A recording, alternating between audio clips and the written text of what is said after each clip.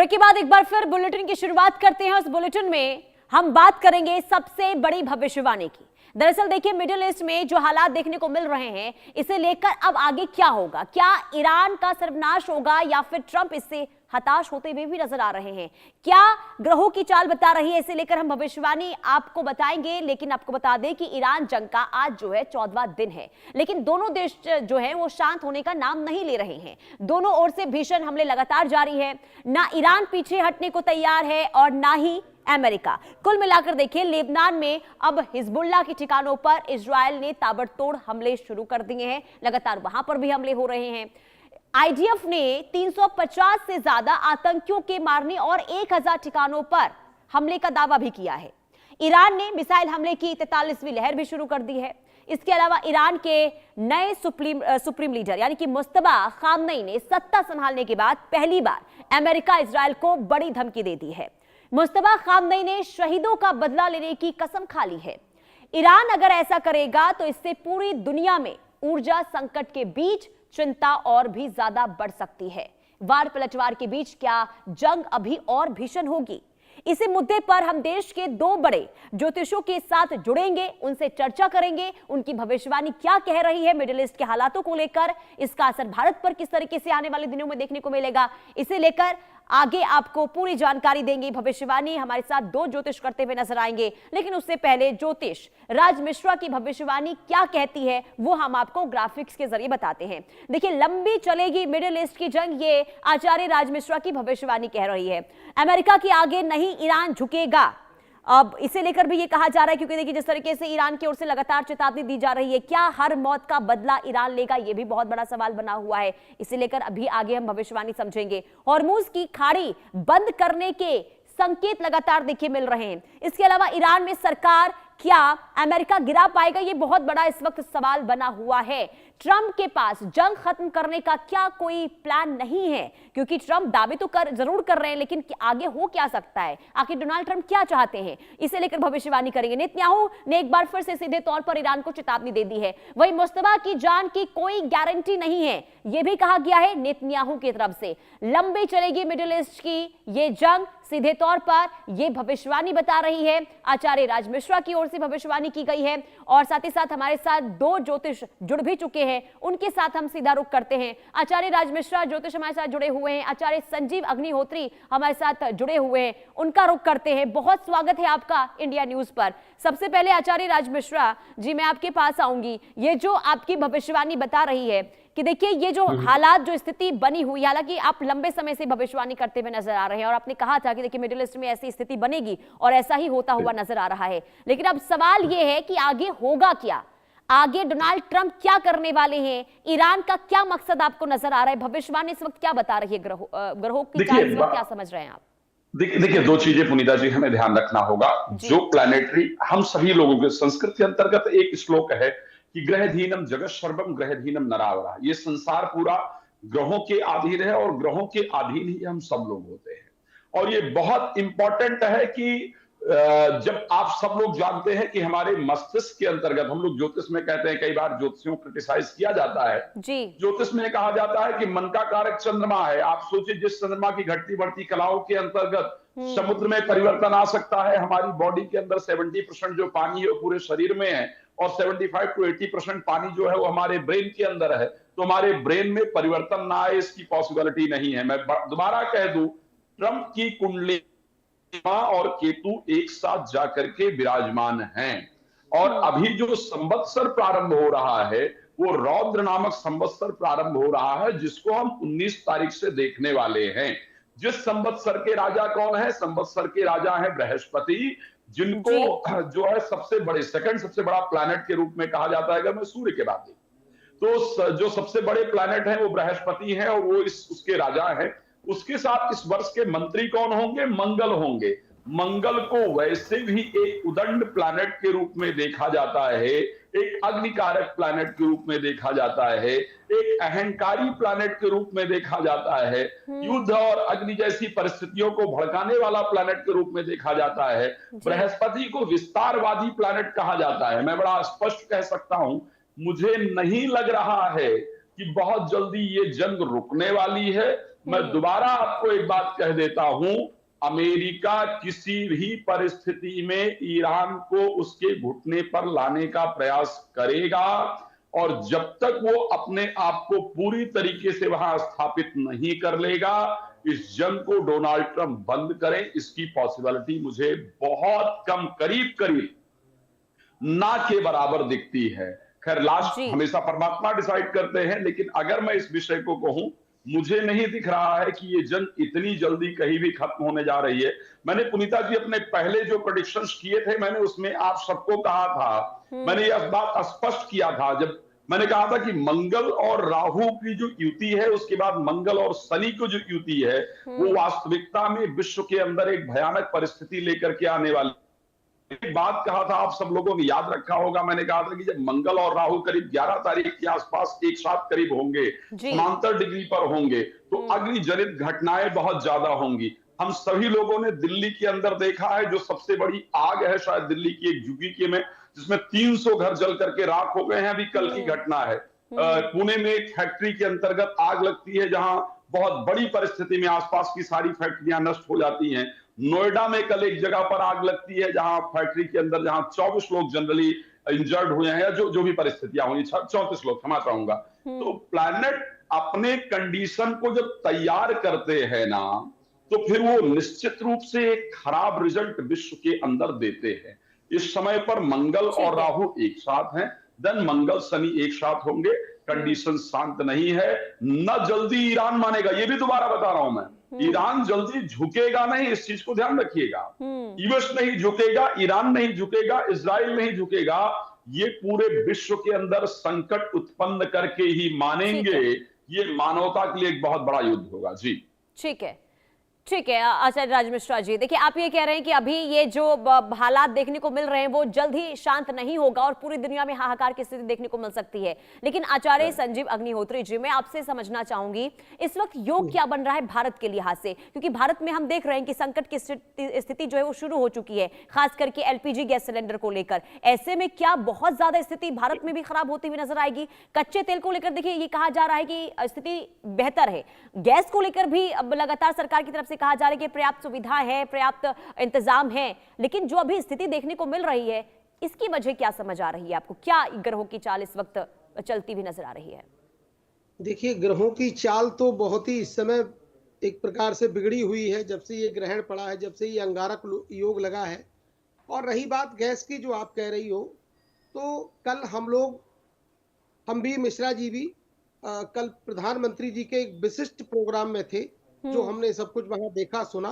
और ऐसी कोई बात नहीं, ये जो देश के जो विरोधी जन है, जो देश की अच्छी हालत नहीं चाहते हैं, देश की जनता के साथ में दुर्व्यवहार कर रहे हैं अपनी वाणी के माध्यम से, अंदरूनी तौर पर ऐसे लोगों की भर्त्सना करता हूं। और ये ऐसा कोई क्रम नहीं है, प्रधानमंत्री महोदय ने कल कहा है और हम लोग जानते हैं कि किसी प्रकार की ऐसी आपत्ति हम अपने देश पर नहीं आने देंगे, और ना एलपीजी गैस की कोई कमी है। लेकिन कुछ अराजक तत्व जो लोग हैं, वो केवल देश की जनता, भोली भाली जनता को भड़काने में लगे हुए हैं, और ये सब पराजित हुए थे पहले भी और आने वाले समय में भी पराजित होंगे। 18 लोगों ने पार्टी बना करके भी प्रधानमंत्री जी का सामना किया। नहीं तो आगे क्या आचार्य जी, ये संकट ऐसे बहुत ज्यादा व्यापक रूप पर देखने को मिलेगा या फिर जो स्थिति बनी है वो सुलझ जाएगी?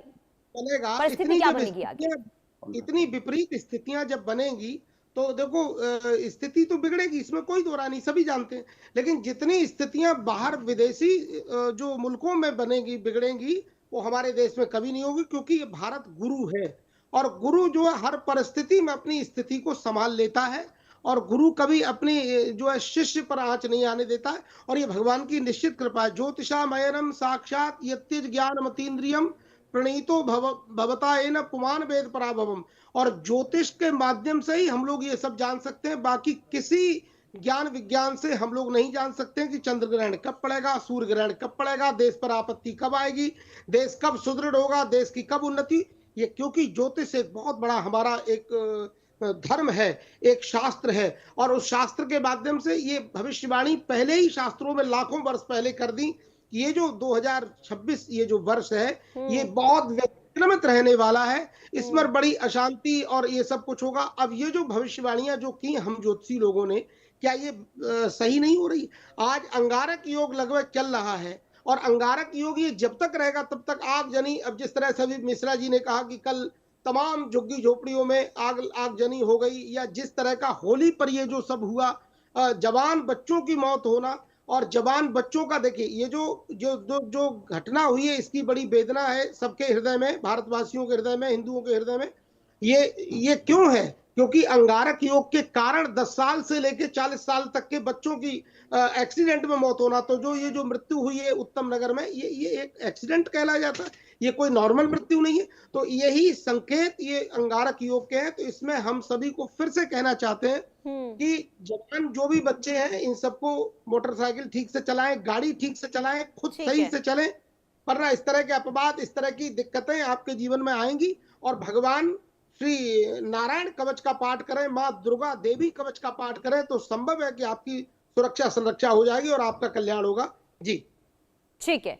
लेकिन आचार्य राज मिश्रा जी, अब देखिए मिडिल ईस्ट के हालातों को लेकर तो आपने भविष्यवाणी बताई, लेकिन अब जरा बात सिर्फ ईरान की कर लेते हैं। खास करके जो नए सुप्रीम लीडर इस वक्त बने हैं, अब उनका योग क्या बता रहा है? क्योंकि देखिए जब नए सुप्रीम लीडर के नाम का ऐलान हुआ, इसके बाद अमेरिका और इजराइल के टारगेट पर वो हैं, और इजराइल ने तो सीधे तौर पर चेतावनी भी दे दी है और ये कह दिया गया है कि मुस्तफा का नो लाइफ इंश्योरेंस है।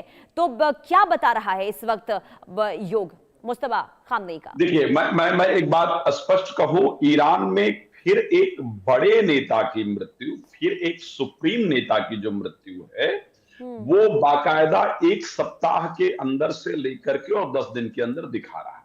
ठीक है, तो एस्ट्रोलॉजिकली अगर देखा जाए, मैं अगर ज्योतिषीय दृष्टिकोण से कहूं, मैंने पहले भी इस प्रकार का, जब खेमनेई की मृत्यु हुई है उसको लेकर के मैंने 2000 दिसंबर 25 में ये प्रेडिक्शन किया था कि मिडिल ईस्ट में इस प्रकार की लड़ाई होगी और एक मुस्लिम नेता की हत्या होगी। तो अगले 10 दिन के अंदर सिर्फ मैं कह सकता हूं एक बड़े नेता की ईरान में फिर से मृत्यु होने जा रही है।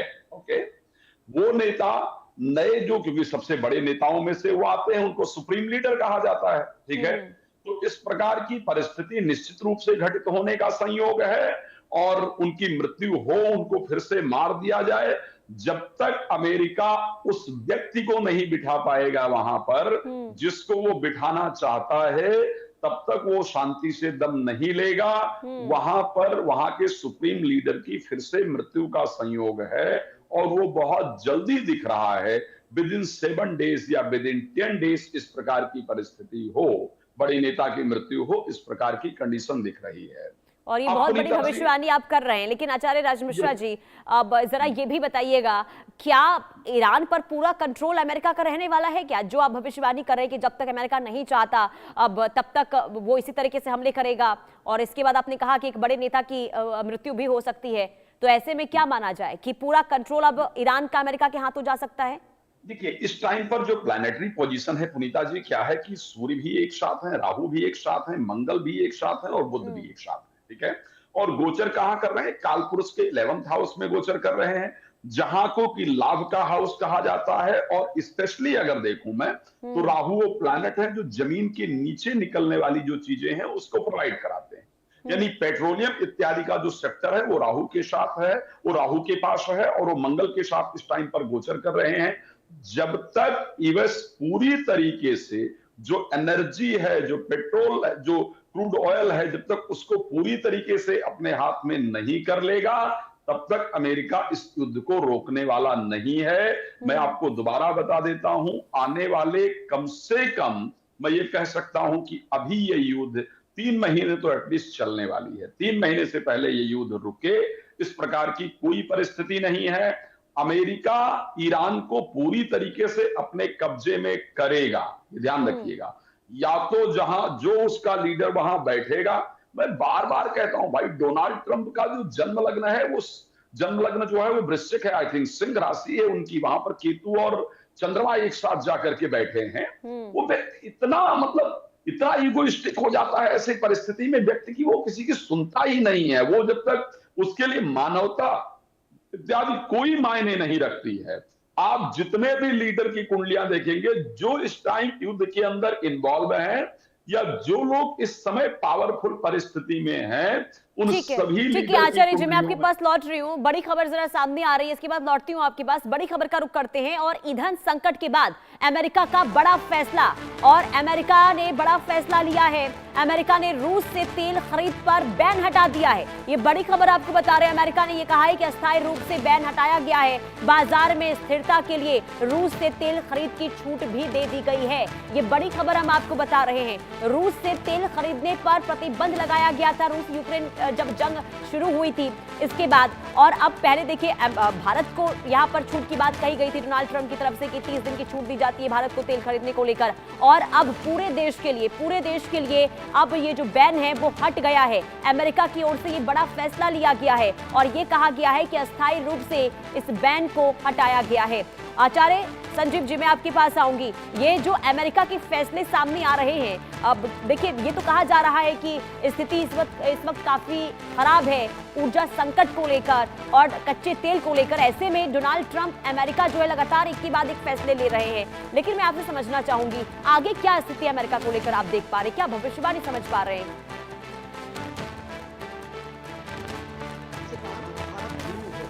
और इस समय गुरु बृहस्पति मार्गी हो चुके हैं, तो इस कारण से हर व्यक्ति का झुकाव भारत की तरफ होगा। और भारत आज सबसे बड़ी एक शक्ति के रूप में उभर रहा है और हर व्यक्ति भारत को सुनना चाहता है। हर देश किसी और देश को सुनना नहीं चाहता है, केवल भारत को सुनना चाहता है। सबकी नजरें भारत पर टिकी हुई हैं।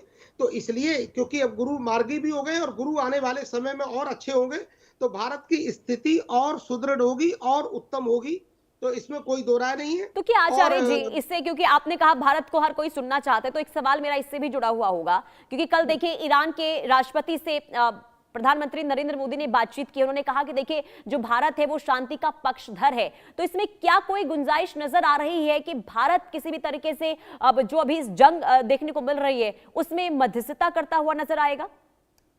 देखिए, भारत कल भी एक बात हुई थी, भारत सभी के लिए मध्यस्थता ही करता है और भारत एक ऐसा देश है, शांतिप्रद देश है। और भारत के साथ यदि कोई व्यतिक्रम करता है, तो जैसे पाकिस्तान या तुर्की या कोई भी तुर्की फुर्की जाने कितने घूमते रहते हैं और ये सब लटक जाते हैं बाद में, तो भारत फिर बाद में फिर किसी को छोड़ता नहीं है। लेकिन भारत क्योंकि शांतिप्रद देश है, तो इसलिए पहले शांति की स्थापना, जैसे भगवान कृष्ण महाभारत काल में शांति दूत बनकर गए, तो वो कृष्ण थे, वो भारत थे और इसलिए गए और उन्होंने शांति की स्थापना की। लेकिन अगर शांति की स्थापना दुर्योधन जैसे दुष्टों ने, इन लोगों ने नहीं की, तो उसके बाद क्या परिणाम हुआ? विनाश हुआ। और आज भी देखो भगवान कृष्ण की गाथा गाई जाती है, आज भी भारत की गाथा गाई जाती। तो ऐसे ही हमारा देश बड़ा उत्तम है और हमारा देश चाहता है कि सभी देशों के बीच में शांति हो। ऐसे बाकी जितने भी देश हैं, आप सभी लोग जानते हैं, ऐसे बाकी सभी लोग देशों की शांति नहीं चाहते, एक दूसरे को भड़काते बहुत सारे देशों में। अब देखिए यूक्रेन को कितने लोग भड़का रहे हैं और अभी तक युद्ध चल रहा है केवल भड़कावे में, वरना दो मिनट का यूक्रेन नहीं है, ये सब लोग जानते हैं। लेकिन बाकी जो देश भड़का रहे हैं, क्योंकि हमारे यहाँ एक नियम है, इतिहास में लिखा हुआ है कि दो लोग किसी और के फूंकने से बचते हैं, एक तो शंख और एक मूर्ख। दो लोग किसी और के फूंकने से बचते हैं, सेल्फ कभी नहीं बचते हैं, एक तो शंख और एक मूर्ख। तो इस तरह से उनको भड़काया जा रहा है। लेकिन भारत चाहता है कि आपस में शांति हो, आपस में शांति की स्थापना हो।